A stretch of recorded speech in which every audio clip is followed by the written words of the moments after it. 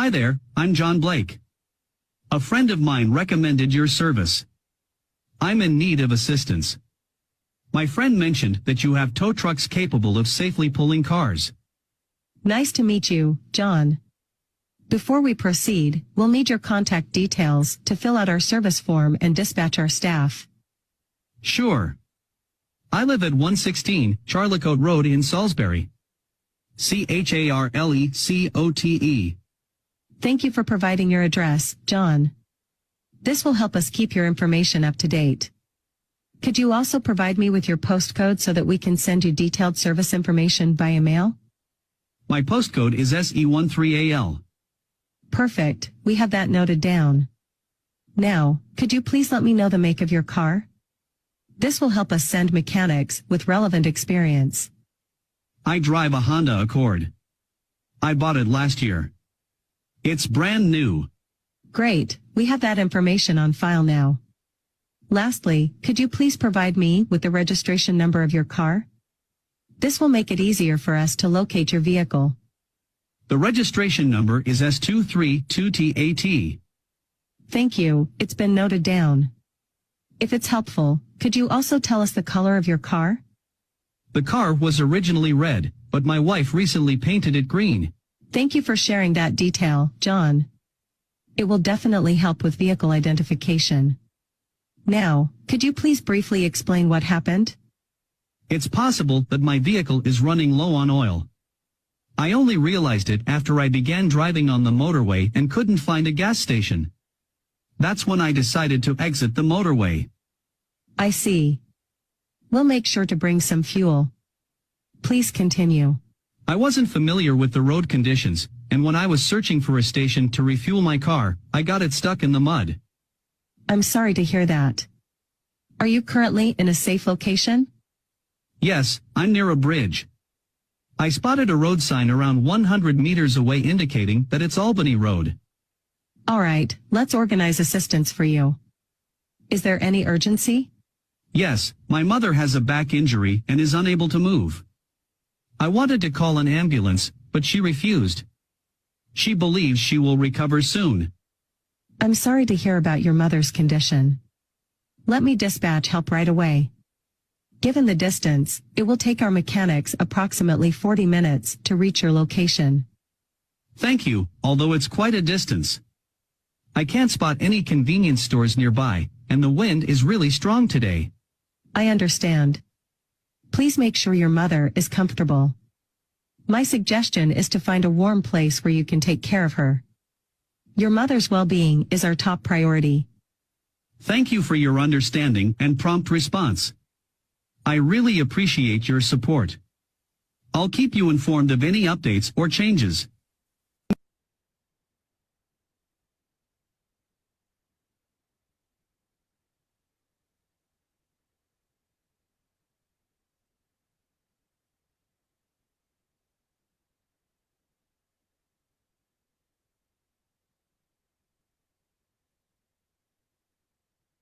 Hi folks, my name is Loretta Johnston and I am here from the Baltimore Department of Public Waste.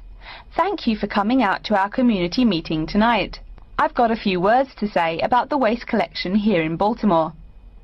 First, there's the sorted collection bins themselves. They're made of sturdy solid material, so none of your trash can seep out or puncture the bin. Also, since these things sit out on the curb overnight, rain or shine, they have to be waterproof. We can't have water getting up in it and filling up the bin. Remember to pay attention to which bin is which and sort your waste accordingly. You should have a blue or green bin for recyclable garbage, a yellow bin for unrecyclable garbage, and a red bin for toxic waste. Our citywide waste management is divided into two services. The first is commercial waste collection, or trash collection from buildings. The majority of building waste is paper, which goes in the blue or green bins. You'll notice in your office buildings there are signs that warn you not to overfill these bins. All that paper adds up, and an overflowing bin is infinitely harder for collectors to carry to the truck and empty. Aside from paper, another large source of building waste is metals. Metals such as tin and aluminium can be put in the yellow recycle bins. but metals like lead and copper should be disposed of in the red bins. These heavy metals are harmful to the environment and exacerbate our city's existing pollution problem. That's about all the information you need for building waste. Moving on to the second service, household waste collection is probably what you primarily think of when you think of what we do here. Many of the same guidelines apply, the sorting is the same, etc. Please remember to keep garbage like kitchen waste in a plastic bag. It makes collection easier and lessens the abominable rotten trash smell. Before you hear the rest of the talk, you have some time to look at questions 16 to 20.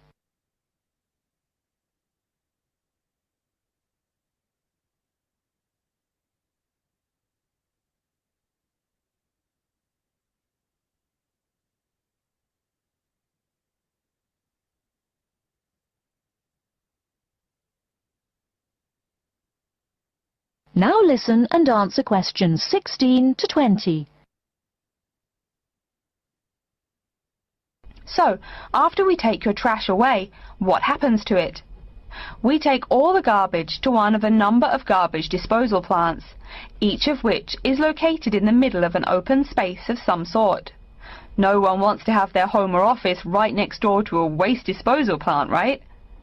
Waste is collected and then disposed of once every 4 weeks. A lot of trash can build up in that time, so we're in the process of developing a plan to fund collection more frequently. Ideally, it would be collected weekly, but we will likely have to settle for bi-weekly. The garbage trucks make their rounds to clear the bins at night in order to avoid traffic. I'm sure you've seen how much waste your own household produces in a given week. Now imagine all the trash produced by all the households in Baltimore. It's a lot, right?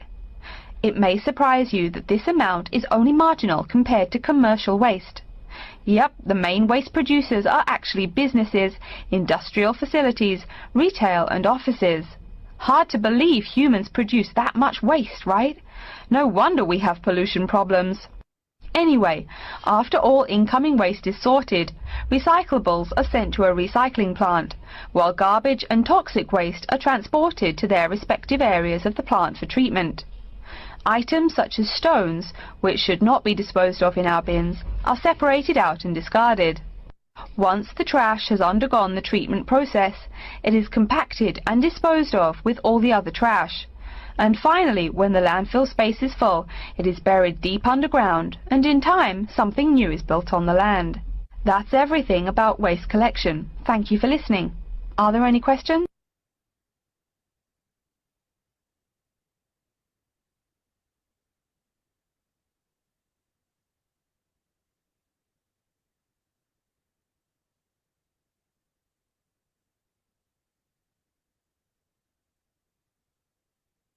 Section 3.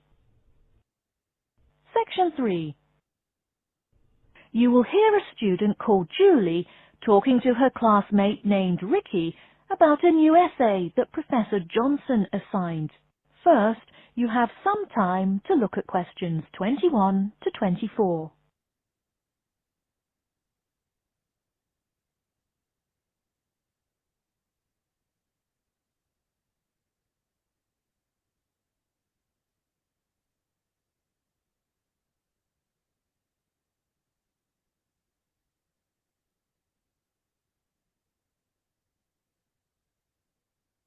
Now, listen carefully and answer questions 21 to 24. Hi, Julie, it's Ricky. Hi Ricky, how are you? I noticed you weren't in psychology today. I'm feeling sick, so I didn't go to school today. Would you mind telling me what I missed in class? Sure thing. I'm sorry you're not feeling well. Anyway, we spent most of the class talking about a new essay that Professor Johnson assigned. You need to choose one of the bold headings from the note system and research it. Wow, I picked the wrong day to miss class, huh? You sure did. Could you tell me the specific requirements of this paper? Sure. You need to find scientific research that supports your claim as one of your references. It can be from some of the case studies we discussed in class, or you can find your own. Or even better, you can conduct your own research. I'm sure that would get you an A. Have you decided what you're going to do yet? Also, where are you getting your references? Yeah, I'm going to research facial recognition by infants. I've already found a few experiments in scientific journals. That would probably be a good start for you. There are tons of journals in the library. Great idea, thanks. I'm considering writing my essay on the effects of one of the psychotropic drugs we talked about in class. I'm sure there is lots of stuff about it on the internet. Are we allowed to use information from the internet? Sure, you can use that as long as it's not your main source for information. You'll probably want to cite some of the experiments we went over. Good idea, thanks. I'm going to try to find some information from a bunch of different sources. Before you hear the rest of the talk, you have some time to look at questions 25 to 30.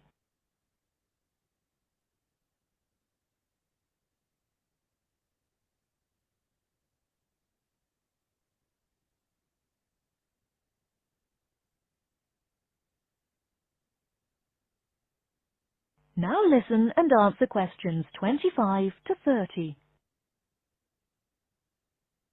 Are there any specifications on how the essay should be written? Yeah, Professor Johnson wants it double-spaced. It should be between 6 to 10 pages long. 6 to 10 pages? That's so much. Oh, it's going to take forever. I know, the whole class groaned when he said that. Anyway, you also need to put the title in italics and... Wait, each section heading or just the main heading? Only the main heading should be in italics. I think section titles are supposed to be in the same format, but maybe in bold. You'll have to check that in class next time. Oh, okay. So I take it that the report has to be typed, since there are so many requirements. What are the other formatting requirements? Yep, it's got to be typed. Aside from that, there are still a few more specifications. You should number each page. Make sure it goes up in the top right corner. Okay, I'll make sure to write that down. I always forget to number the pages. Do we need to title and date each page too? You need the shortened title on every page, but no need to include the date. That should just be on the cover page. Okay, thanks. No problem. Also, make sure the margins are 3.25 pixels wide. What? I'm not even sure how to do that. Oh, it's okay, I can show you. It's really easy. I think that's all the directions he gave us. A lot of formatting requirements, but we have the freedom to research many things that we like, so that's good. Oh, I almost forgot. Remember to put down your ID number on your report. Thanks so much for your help. I'll see you in class Monday. No problem. Glad I could help. See you later. That is the end of section 3. You now have half a minute to check your answers.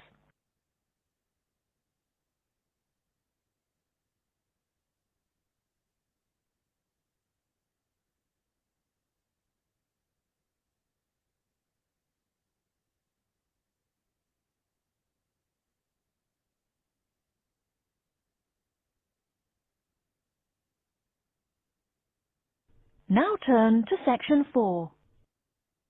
Section 4. You will hear a lecture on environmental science. First, you have some time to look at questions 31 to 40.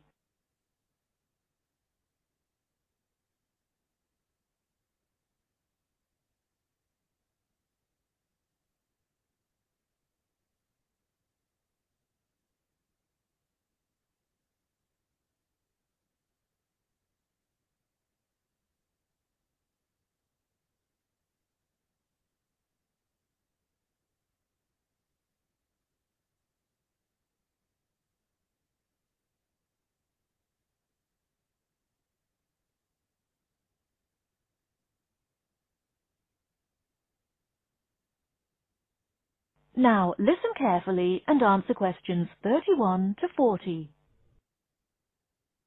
Good morning and welcome to yet another lecture in environmental science. I don't think I'm telling you a secret when I mention that water is a big worry here in Australia. The stuff is scarce. Perhaps that's why we drink so much beer, eh?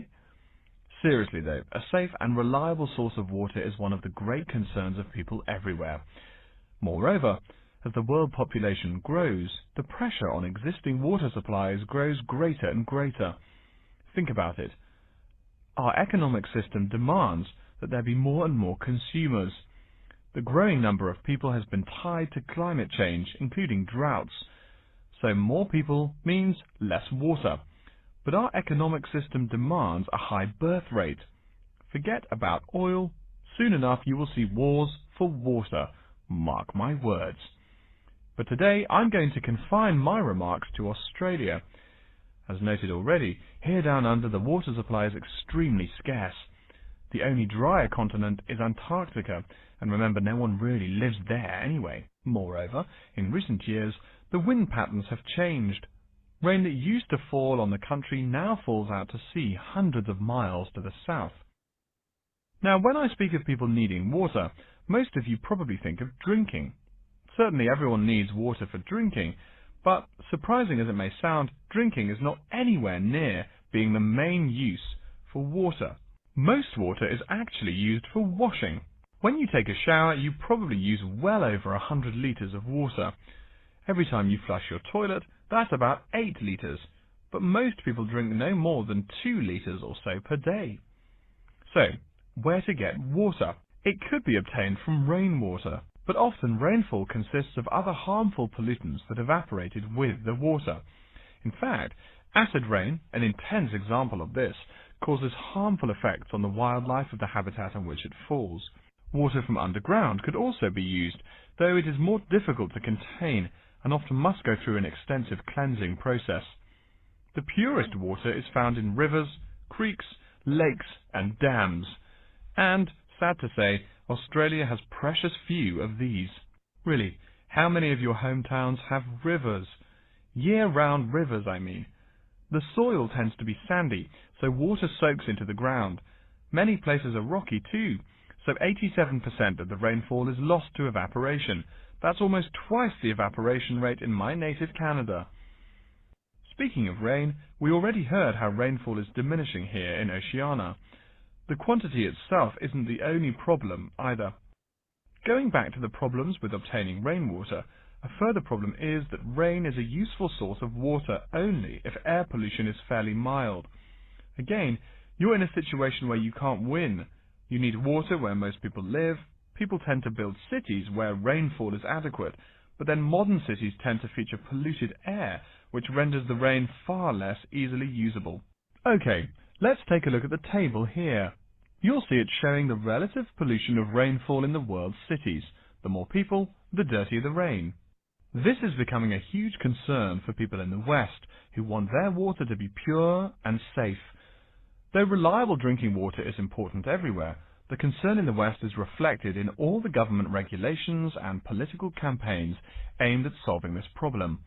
In contrast, there are not as many demands made on the governments in Asian and African cultures to improve the water, as their focus is on other issues. Now, whatever the source of water, we can never afford to forget that all water is highly vulnerable to contamination. Whether we're getting it from the ground, from bodies of water or rainfall, it is susceptible to a variety of toxins. In fact, that's why we clean it before using it. Water carries with it filth and dirt. This problem shows up in a number of different ways. As humans and all other animals need water to survive, it's no surprise to us that one of the most important domestic uses of water is for drinking. Yet, if you have old-fashioned lead pipes, you may slowly be poisoning yourself by drinking that nice clear water. The industrial pollution, farm chemicals and leaky landfills are well-known sources of contaminants as well.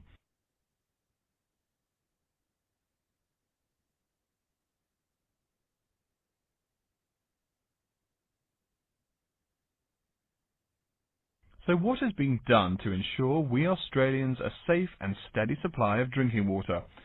There are a lot of initiatives that make admirable efforts to remedy this issue. We'll be talking about this when we meet again on Thursday, but as a preview, I can tell you that so far the amount of real solutions that have been produced is not nearly adequate. Traditionally, we've been very free in this country. That means that every person and every province tend to go its own way. So the mechanisms for water management are, in a word, insufficient. To begin seeing how this is so, I want you to read something before our next class. Though a lot of previous data on water usage and water management are inconclusive and have thus caused quite a concern, we can learn a lot from the contents of reports written on the subject.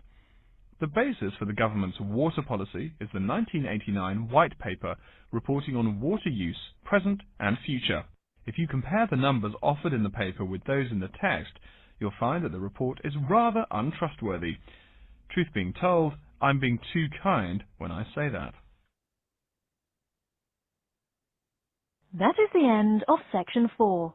You now have half a minute to check your answers.